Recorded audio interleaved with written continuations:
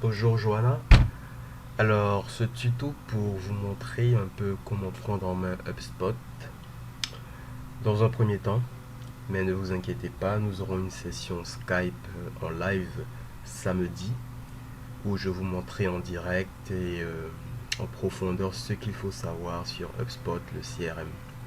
Il faut savoir que c'est à partir de ce CRM qu'on fera 70 à 75% de toute l'activité de intelligence prospection. Du coup, je commence. J'arrive sur la page d'accueil de HubSpot, j'entre mon adresse mail, mon password et tout simplement je me connecte.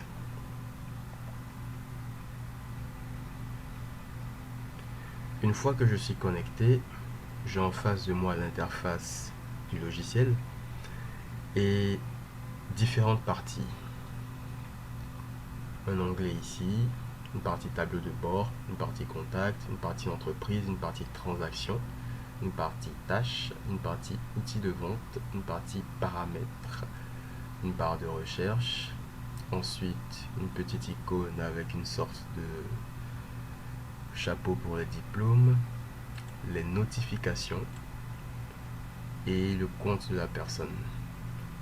Donc avec le site web et l'ID 31 311 06 46. L'ID c'est l'identifiant du compte de l'entreprise. Donc très important à retenir ça. Il faut savoir que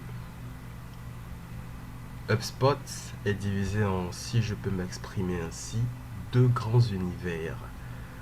L'univers sales et l'univers marketing. Lorsque vous allez commencer à utiliser le logiciel, votre premier réflexe sera de toujours vous positionner sur l'univers sales. Je vous montre l'univers marketing pour vous donner un exemple. Marketing. Vous voyez qu'ici,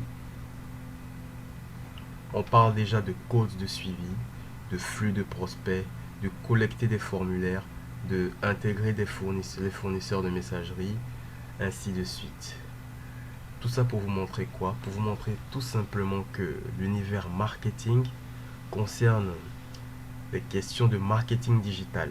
C'est-à-dire, si on avait lié HubSpot au site, là, on aurait utilisé l'univers marketing. Mais dans la mesure où nous n'avons pas lié HubSpot au site, donc on ne collecte pas des données, on n'installe pas de codes de suivi, on ne crée pas de flux de prospects, ainsi de suite. L'univers marketing ne nous intéresse pas du tout. On va maintenant dans l'univers sales. Donc premier réflexe, venir en haut à gauche ici, cliquer sur l'univers sales. Comme vous pouvez vous en douter, l'univers sales, c'est l'univers des ventes.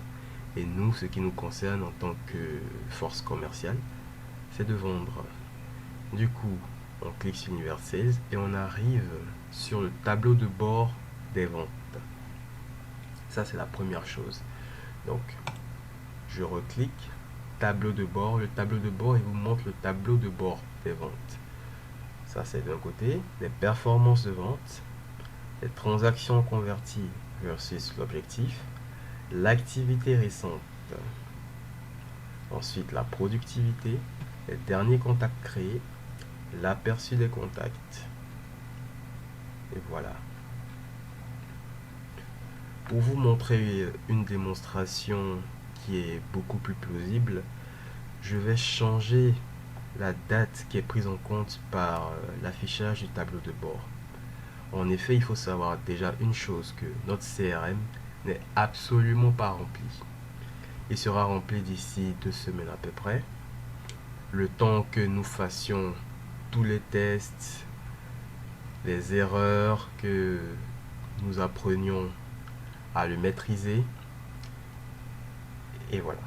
Du coup, par contre, jusque-là, j'ai fait des petits tests qui consistent à créer des entreprises qui sont plus ou moins fictives. Bien sûr, les entreprises existent, mais les contacts, les données que j'ai renseignées à l'intérieur sont fictives. Ne vous inquiétez pas, nous serons fournis avec des entreprises réelles et des contacts réels. Donc, Si vous remarquez, il n'y a aucune transaction affichée, rien, aucune performance. Toutes les cases qui sont censées nous renvoyer des informations pertinentes sont vides. Pourquoi? Tout simplement à cause d'un petit détail. Plage de date, c'est mis ce mois-ci. En l'occurrence, on vient juste de commencer le mois de juin. On est le 1er juin et je n'ai rien fait le mois de juin. Du coup, on va changer tout ça. On va mettre le mois dernier. Une fois qu'on met le mois dernier, vous voyez quoi? On voit que maintenant on a des chiffres. On a des chiffres ici au niveau des performances des ventes, on a des chiffres au niveau de l'activité récente, au niveau des transactions converties versus objectifs, de la productivité, des derniers contacts créés, des contacts, ainsi de suite. Donc lorsque vous allez arriver sur votre tableau de bord, pensez toujours à sélectionner la date qui est pertinente. Ça peut être aujourd'hui, ça peut être hier, ça peut être cette semaine, la semaine dernière, peu importe, ça dépend de ce que vous voulez faire comme utilisation. Si vous voulez avoir des statistiques sur vos performances la semaine précédente, vous allez choisir la semaine dernière. Si vous voulez avoir vos statistiques sur le jour précédent, vous choisirez hier. Sur le mois précédent, vous choisirez le mois précédent, ainsi de suite. Ensuite, propriétaire. La partie propriétaire montre les différentes performances pour quel membre de l'équipe.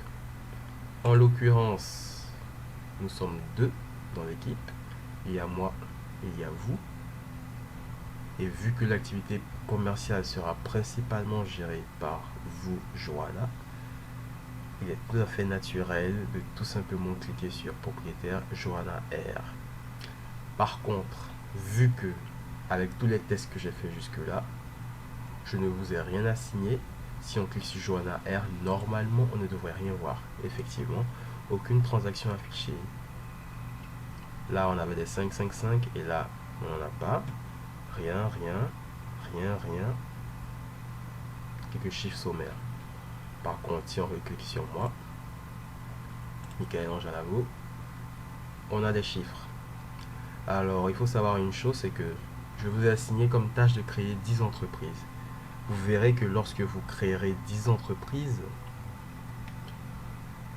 lorsque vous cliquerez sur Johanna R, vous verrez que des données s'afficheront. Prenons mon cas. Prévision des transactions. Cette partie, laissez tomber. Pour le moment, bien sûr. Performance des ventes. Penchons-nous un peu sur cette partie. Les contacts créés au cours du mois précédent, 5. Les contacts attribués, 5. Les contacts ont travaillé, 2. Nouvelles transactions créées, 4. Transactions conclues et gagnées, 0. Alors il faut savoir que dans HubSpot, on pourra gérer les ventes de façon, je dirais plutôt par étape. Donc lorsqu'on crée une nouvelle transaction, créer une nouvelle transaction revient à dire qu'on crée une sorte de nouvelle opportunité de vente.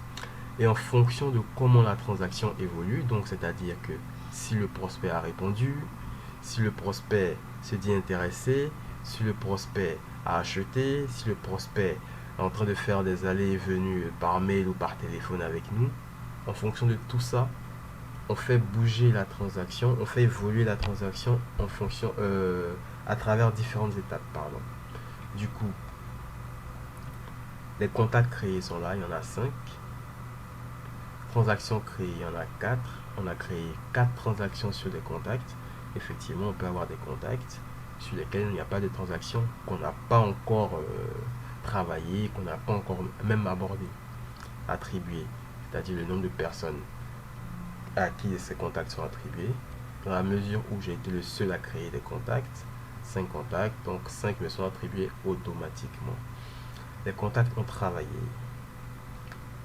C'est une étape du cycle de vente.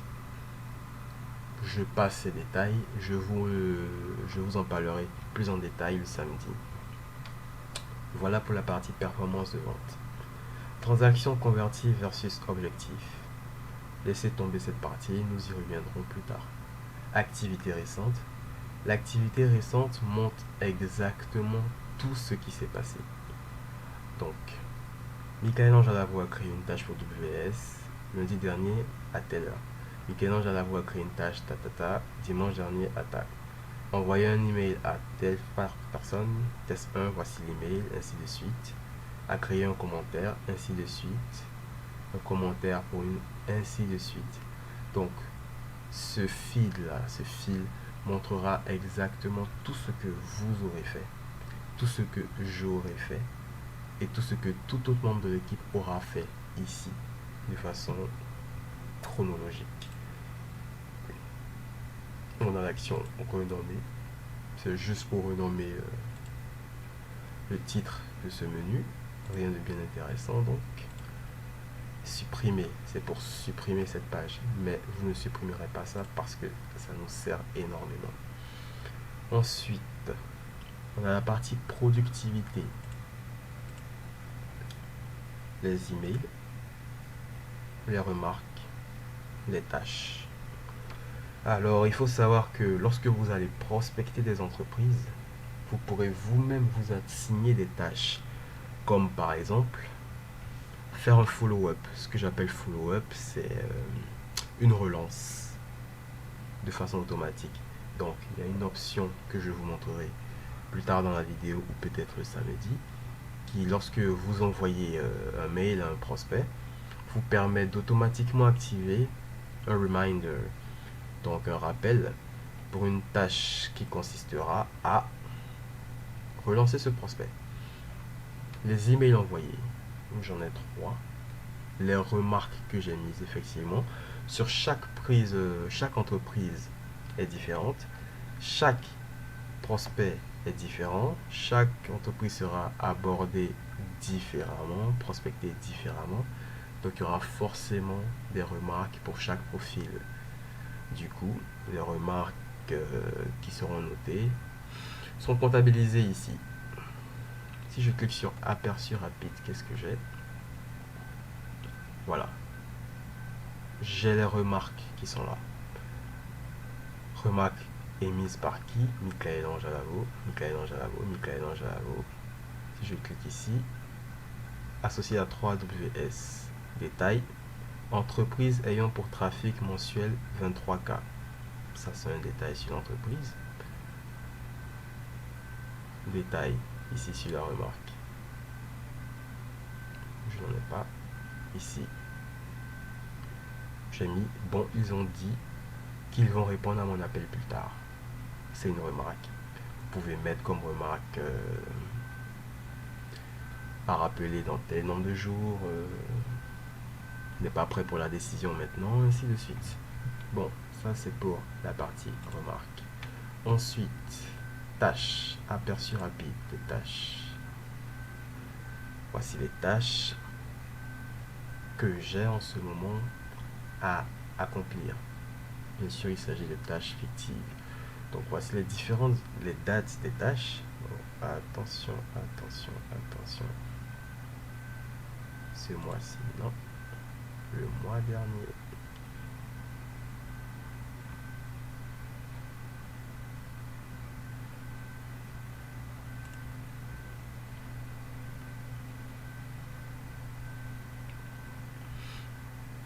Tâches, aperçu rapide des tâches. Je clique sur cela et j'ai un aperçu rapide des tâches qui me sont affichées avec les dates ici. Je peux cliquer par ordre croissant, afficher par ordre croissant ou décroissant les dates. Voilà, de la plus récente à la plus ancienne. L'entreprise à laquelle la tâche est affichée ou le contact à laquelle la tâche est affichée, le propriétaire de la tâche, c'est moi, et les détails de la tâche. Ça continue jusque là, ainsi de suite. Si je clique là, par exemple, je n'ai rien.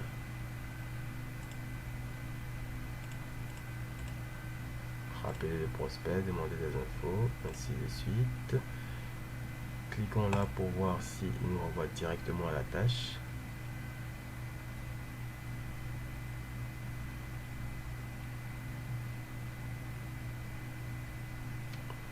il ne me renvoie pas directement à la tâche, mais une fois que j'arrive sur le profil de l'entreprise sur lequel il me renvoie directement, je me rends compte qu'il y a une tâche ici. D'ailleurs, à ce propos, je n'aurais pas dû cliquer comme ça, mais plutôt, hop, je suis dans tâche aperçu rapide. Voilà, aperçu rapide. Si j'ai besoin de voir quelles sont mes tâches, qu'est-ce qui m'attend, c'est plutôt ici, dans tâches, complètement en haut, dans cet onglet que je clique. Donc tâches.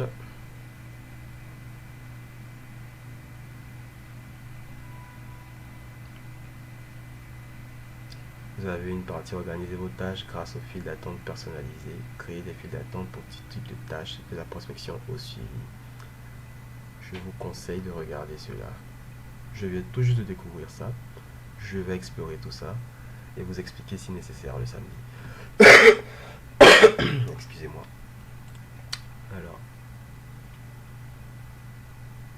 on va voir comment cela fonctionne.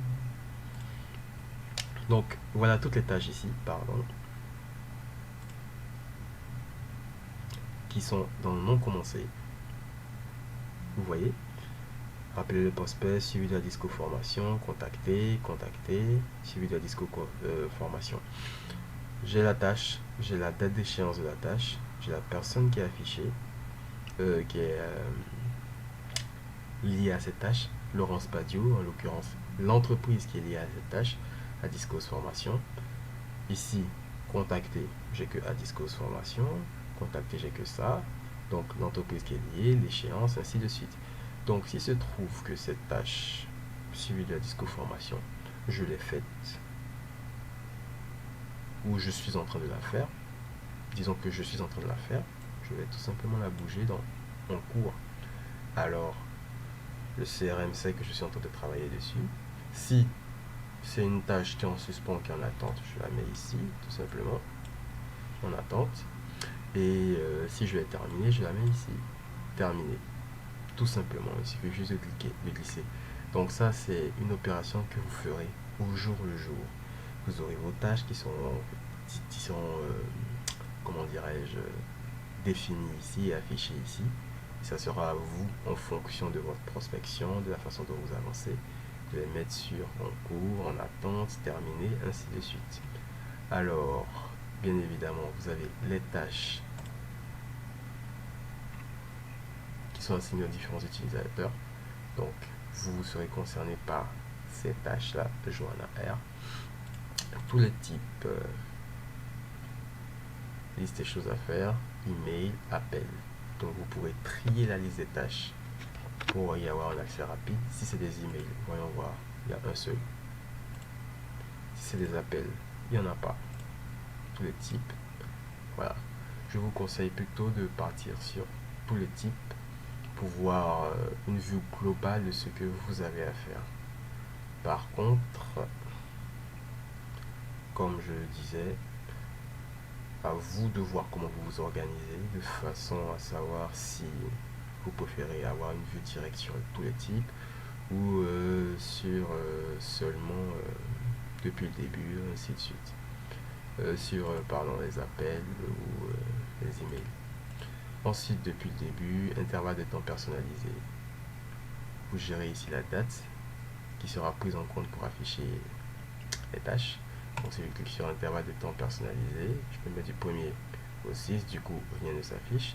Si je mets plutôt du 1er mai au 1er juin, tout s'affiche. Vous voyez? Voilà. Alors si je reclique sur tâches, je me positionne là. On va voir si c'est terminé. Fait quelque chose.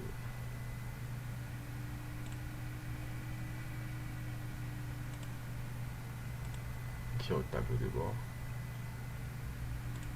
Tâche. Ok. Du coup, on avait 5 tâches ici. On a bougé, contacter, passer la visite. On terminé, ça a changé. Je refais un autre test suivi de la disco formation. Mettons terminé pour voir. Normalement, si on reload la page tâche, on devrait avoir seulement 3 tâches. Donc c'est terminé. Allons sur le tableau de bord. On revient à la partie tâche. 3 tâches. Ok, c'est bon. Alors, si vous avez bien suivi, normalement, si on retourne sur le tableau de bord, on devrait avoir quoi? Les changements au niveau de l'onglet productivité.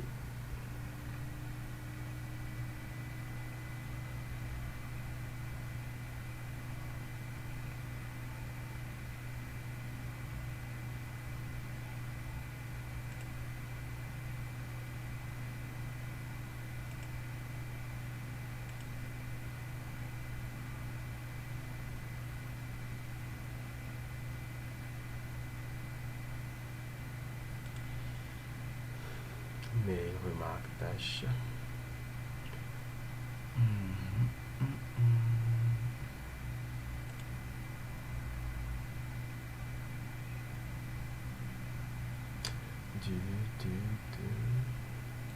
J'affiche, liste des choses à faire, email, appel. Terminé. Voici les tâches pardon, qui sont terminées. Donc, vous voyez les tâches du aujourd'hui, du cette semaine en retard, terminé. Alors, si je retourne à l'onglet productivité,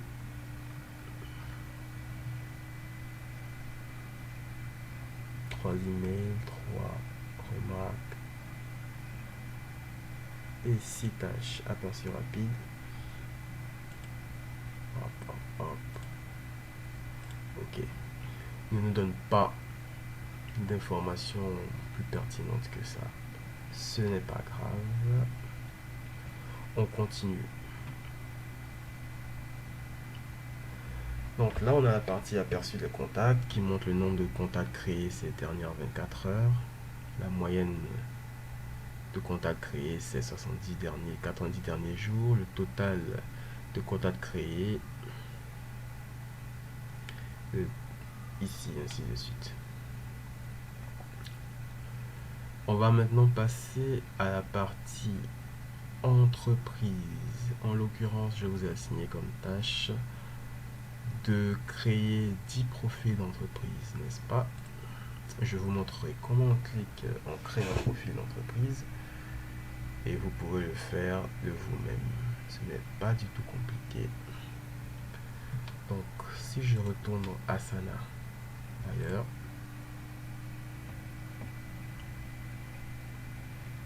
je profiterai de cette petite parenthèse pour vous montrer rapidement comment utiliser Asana.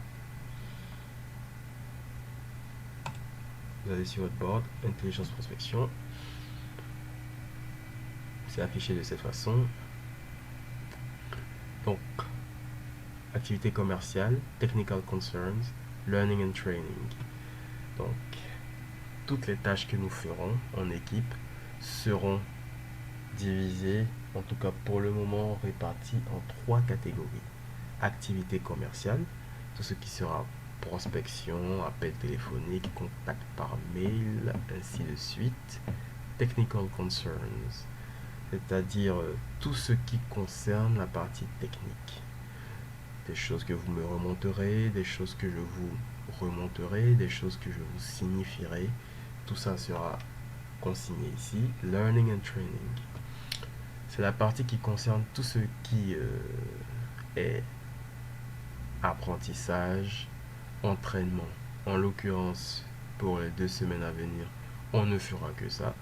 Du coup, il y a de fortes chances que ce soit cette partie-là seulement qui soit remplie. Peut-être cette partie-là aussi pour des tests, on ne sait pas. Add column. Vu que notre façon de travailler est appelée à évoluer, il y a des chances que nous ajoutions une nouvelle catégorie de colonnes qui concerne un nouveau type d'activité. Pour le moment, on a 3 colonnes. Je vais vous expliquer ce que c'est. Allons-y. Si je prends la tâche, donc JR, c'est la personne à qui la tâche est assignée. D'ailleurs, je vous invite à ajouter votre photo au CRM, à Asana. de façon à ce que vous affichez, votre profil s'affiche directement. Donc la tâche qui vous est assignée ici, c'est quoi? Dans le fichier lead ressources humaines extrait, repérer les 10 premières entreprises, puis créer dans le CRM les fiches correspondant à ces entreprises. Tous les détails et infos pertinents disponibles pour chaque entreprise devront être enregistrés dans chaque fiche. OK. Pour fermer la parenthèse, ici vous avez la due date, c'est la date à laquelle la tâche doit être livrée, la personne à qui la tâche est assignée, un cœur pour dire que vous aimez ou pas, les tags, c'est assez avancé, on va pas aborder ce sujet là dans un premier temps, mais on va l'aborder plus tard. On va beaucoup utiliser des tags après. Subtask, c'est une façon de créer des sous-tâches, des sous-tâches. Ensuite, attachment, c'est rajouter des fichiers tout simplement. Ensuite, more actions. Pour le moment, on va se concentrer de ces 3 éléments principaux. On ira plus loin plus tard. Du coup, dans le fichier lead ressources humaines extrait, repérer les 10 premières entreprises puis créer dans le CRM les fiches correspondant à ces entreprises. Tous les détails et infos pertinents disponibles pour chaque entreprise devront être renseignés dans chaque fiche. OK. Je vais aller dans ma boîte de réception Gmail pour retrouver ce fichier que je vous ai envoyé. Message envoyé.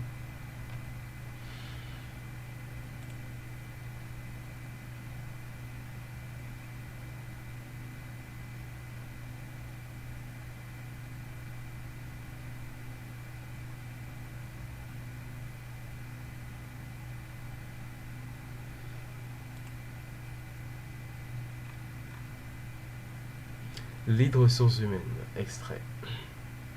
Je télécharge le fichier.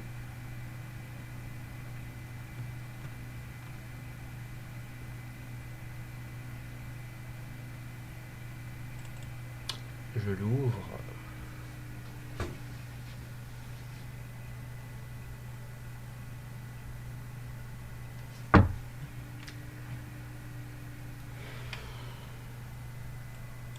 Et là, j'ai toutes mes données en question. Donc, qu'est-ce que j'ai dit dans la tâche? Les 10 premières entreprises. En l'occurrence, lorsque vous voyez ici, vous avez l'onglet entreprise, nom, prénom, position. L'onglet entreprise, c'est ce qui nous intéresse ici. Donc, une entreprise, 2 entreprises, 3 entreprises, 4, 5, 6. Ça compte pour 6, 7, 8, 9, 10. Et voilà.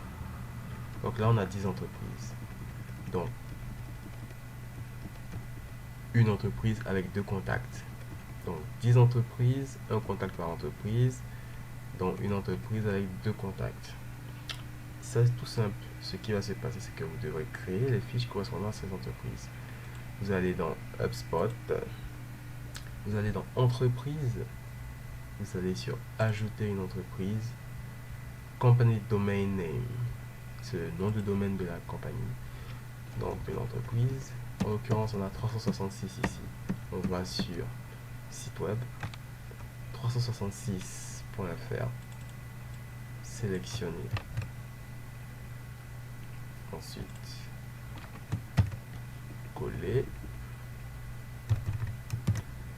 Voilà.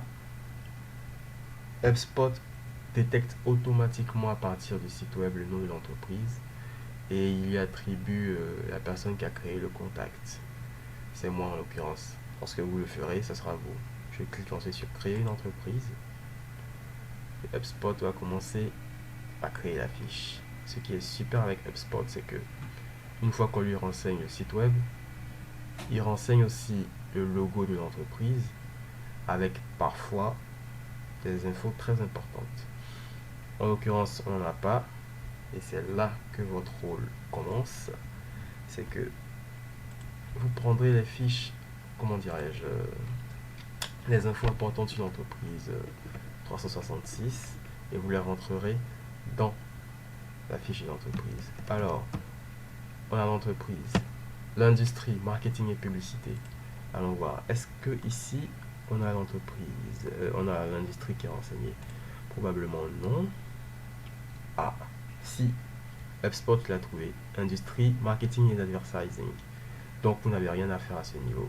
Le nom, le domain name, marketing et advertising, c'est bon.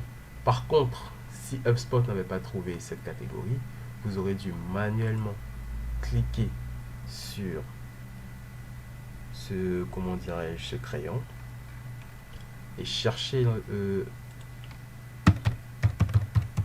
la catégorie qui correspond, donc marketing and advertising. Voilà. Le phone number, c'est le numéro de téléphone de l'entreprise. Alors, voyons voir. Est-ce que j'ai le phone number ici? Non, je n'ai pas le phone number.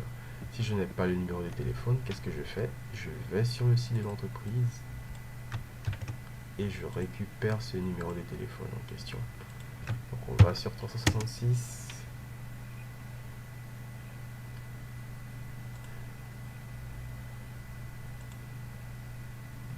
Voilà.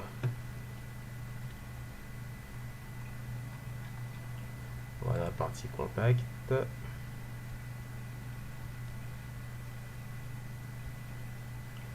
Direction générale, direction tac tac tac. Disons direction générale. Prenons ça juste à titre d'exemple. Copier. Phone number. Et je colle ici. C'est bon. HubSpot owner, c'est vous qui sortirez ici. Type, on laisse ça pour le moment. La ville, HubSpot se charge directement de le faire, mais si ce n'était pas le cas, à la place de Paris CEDEX 16, vous auriez fait quoi? Vous auriez cherché la ville, vous auriez trouvé Paris, vous seriez venu ici, vous auriez écrit tout simplement avec le crayon Paris, et voilà. State region, pas besoin de cela. Postal code. Est-ce que c'est une information qui est renseignée dans la fiche? Non, donc pas besoin de cela. Nombre d'employés, très important. Allons voir, est-ce que la fiche me fournit le nombre d'employés? Oui. 50 à 200 employés. Du coup, je reviens ici. Nombre d'employés. Je clique sur le crayon. 50, 200. Tout simplement. Alors, HubSpot ne permet pas de créer un intervalle, mais de créer seulement un nombre exact. Du coup, je mettrai 50. On va par la suite parler de ça pour savoir quelle sera notre règle de décision. Mais pour ce premier exemple, on mettra 50. Annual revenue. Le revenu annuel. HubSpot a mis 1 million de dollars. Il faut savoir que généralement HubSpot a de très mauvaises estimations sur cela. Est-ce que ici j'ai le revenu annuel? Non, je ne l'ai pas. Par contre, dans les fiches qui arrivent bientôt, il y aura le revenu, le chiffre d'affaires. Du coup, à partir de ces fiches, je pourrai rentrer le chiffre d'affaires d'entreprise. La description. Le fil officiel de tac tac tac et ses offres publicitaires, tac tac tac, audience, innovation, actualité du média. HubSpot a automatiquement récupéré ces infos sur Internet. Affichez moins, LinkedIn, la page LinkedIn, ainsi de suite, tac tac tac. Les transactions, ça on le fera plus tard. Je vous montre déjà dans une première partie comment créer un profil d'entreprise. Entreprise similaire, on verra ça plus tard. Contact chez 366. Voici la partie la plus importante pour le moment. Ajouter un contact, ça consiste tout simplement à créer un contact tel que cela est présenté dans la fiche. Donc, rechercher par le nom ou l'adresse mail. Bien sûr, je ne connais pas. Je retourne sur la fiche. Est-ce que je trouve un contact ici? Oui. Donc, cette personne s'appelle Johan Maizere. Je commence Johan. Je vois qu'aucun résultat n'a été trouvé pour compte Johan. Donc, je clique sur créer un nouveau contact. Donc, son prénom, c'est Johan. Son nom de famille, Maizere. Son email, Je le trouve où? Je le trouve ici. Copier. Coller. Job title. Sa position. Il est DRH. Copier. Coller. Je clique sur créer un contact. Et comme par magie, on a Johan Maizere, son mail, le propriétaire du contact, sa position dans le cycle de vie, donc lead, tout ça, je vous montrerai plus tard. Le statut, les transactions qui ont été affichées avec cette personne, l'entreprise à laquelle il est relié, d'autres options qu'on ne va pas regarder pour le moment, et voilà, tout simplement. Du coup, si on retourne à l'entreprise, le 366 qu'on vient de créer, si on clique là, on a le profil de l'entreprise comme vous voyez tout à l'heure, nom, prénom, domaine name, phone number, catégorie, le propriétaire de cette entreprise, enfin dans notre CRM, la ville, le code postal, le nombre d'employés, le revenu annuel, la description, les transactions, je vous montrerai ça plus tard, et les contacts. Donc les contacts, on voit quoi? Johan Maizere, DRH, tac tac tac, comme je l'ai créé, tout simplement. Je clique sur Johan Maizere,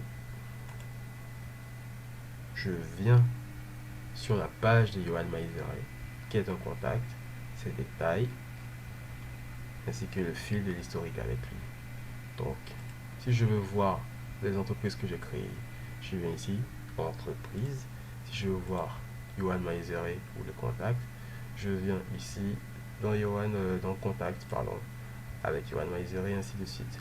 Par contre, il y aura tellement de contacts que ce que je vous recommande, c'est d'aller sur entreprise, cliquer sur l'entreprise et ensuite dans la partie contact, trouver les différents contacts qu'il y a affichés l'ensemble des un contact. Du coup, voici ce qu'il y en est pour l'entreprise 366 et les informations pertinentes qui sont reliées. Donc vous ferez la même chose pour 2020, pour 1000 merci, pour 1020, pour 123 Venture, pour 20 minutes France, pour 2H Conseil, 2H Énergie, TW.